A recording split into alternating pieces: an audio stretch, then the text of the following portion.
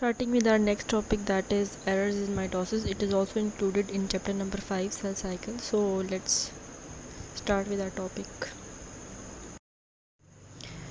Errors in mitosis. ठीक है, अब errors in the control of mitosis में कॉज कैंसर। अब माइटोसिस क्या होती है? जिसमें आपके पास सेल की डिवीज़न होती है। ठीक है, अब वो सेल की डिवीज़न भी एक कंट्रोल वे में होती है।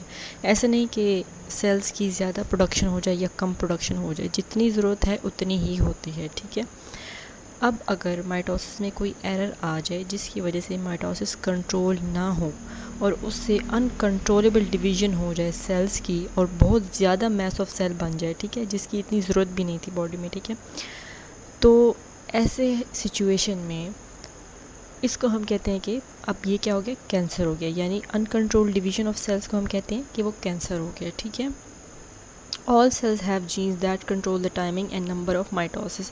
अब देखिए, बॉडी में जितने भी सेल्स हैं, हर सेल में जीन्स हैं, प्रोटीन्स हैं, एंजाइम्स हैं, जो कि कंट्रोल करते हैं कि कब माइटोसिस होनी चाहिए और कितनी माइटोसिस होनी चाहिए। ठीक है, बाज़ औक़ात इस तरह होता है कि उन्हीं जीन्स में, उन्हीं प्रोटीन्स में, उन्हीं एंजाइम्स में कुछ म्यूटेशंस हो जाती हैं। ठीक है, कुछ चेंजेस आ जाते हैं। ठीक है, जिसकी वजह से वो कंट्रोल नहीं कर पाती माइटोसिस को।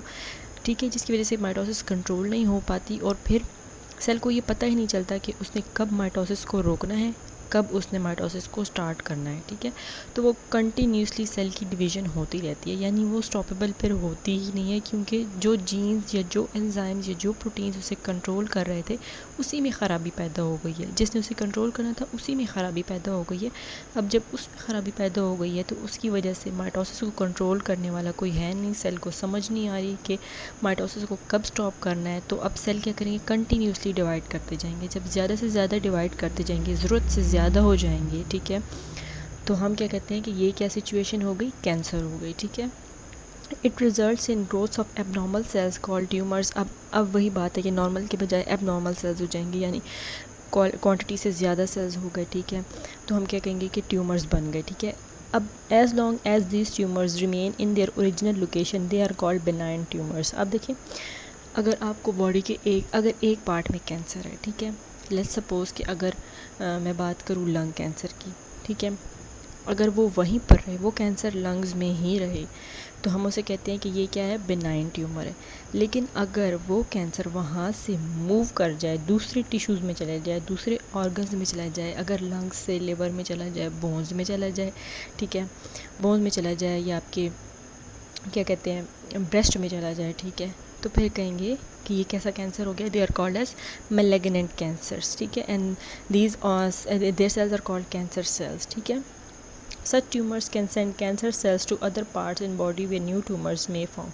अब देखो ऐसे, अब ये जो सेल्स होते हैं जो क्या करते हैं कि दूसरे टिश्यूज़ को इन्वेड करना शुरू कर देते हैं, दूसरे टिश्यूज़ को ख़राब करना शुरू कर देते हैं। ठीक है, तो हम इन सेल्स को कहते हैं कि ये मैलिग्नेंट हैं या कैंसेरियस सेल्स हैं। ठीक है, अब ये सेल्स क्या करते हैं कि ये ट्यूमर्स को दूसरे पार्ट्स ऑफ बॉडी में भेजना शुरू कर देते हैं, जहाँ पे और ज़्यादा ट्यूमर्स बनना शुरू हो जाते हैं। जब ये प्रोसेस शुरू हो जाता है ना, यानी अगर कैंसर आपके एक पार्ट में है और फिर वो वहाँ से ट्रैवल करके दूसरे पोर्शन में, दूसरे टिश्यूज़ में या दूसरे ऑर्गन्स में जा रहा है, तो इस फिनोमेना को हम कहते हैं मेटास्टेसिस। ठीक है, यानी स्प्रेडिंग ऑफ डिजीज़। अब मोस्ट कॉमन जो बॉडी पार्ट में होते हैं ना, जो बॉडी में होते हैं ऑर्गन्स या टिश्यूज़ जिसमें ज़्यादा से ज़्यादा मेटास्टेसिस होने का ख़तरा होता है, वो बोन है, लिवर है, ब्रेन में भी हो सकता है, लंग्स में भी।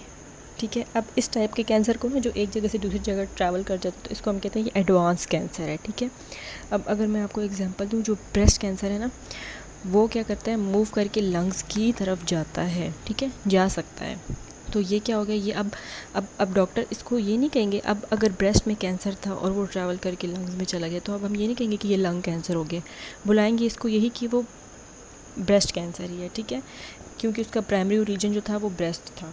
ठीक है, इसके अलावा एक और है जिसको हम कहते हैं मेलानोमा, ये स्किन कैंसर होता है। ठीक है, इसमें क्या हो जाता है कि ये स्किन में मौजूद सेल्स होते हैं जिनको हम कहते हैं मेलानोसाइट्स।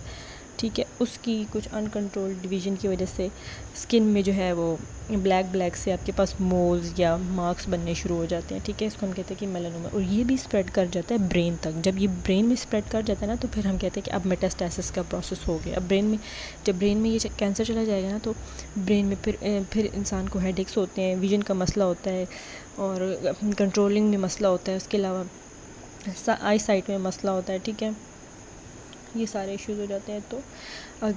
तो इसमें यही बात है कि अगर ट्यूमर अपनी ओरिजिनल पोजीशन पे ही रहे, जहाँ पर वो ओरिजिनेट हुआ था, वहीं उसी लोकेशन पे रहे, तो उसे हम कहते हैं कि ये बिनाइन ट्यूमर है। लेकिन अगर वो वहाँ से स्प्रेड कर जाए, फैलने शुरू हो जाए दूसरे ऑर्गन्स में, दूसरी टिश्यूज़ में, तो फिर उन जिन सेल्स की वजह से वो फैलता है, उसको हम कहते हैं कि मैलिग्नेंट कैंसरियस सेल्स हैं, और ये सारा प्रोसेस कहलाता है मेटास्टेसिस। ठीक है, और ये फैलता किस तरह है? अब ये फैलता किस तरह है कि देखिए, ब्लड स्ट्रीम के ज़रिए भी जा सकता है। ठीक है, कैंसरियस सेल्स जो होते हैं वो ब्लड स्ट्रीम के ज़रिए भी जा सकते हैं, और लिम्फेटिक नोड्स के ज़रिए भी ये ट्रैवल कर सकता है दूसरे टिश्यूज़ पे या दूसरे ऑर्गन्स पे। ठीक है जी, आई होप कि क्लियर हो चुका होगा।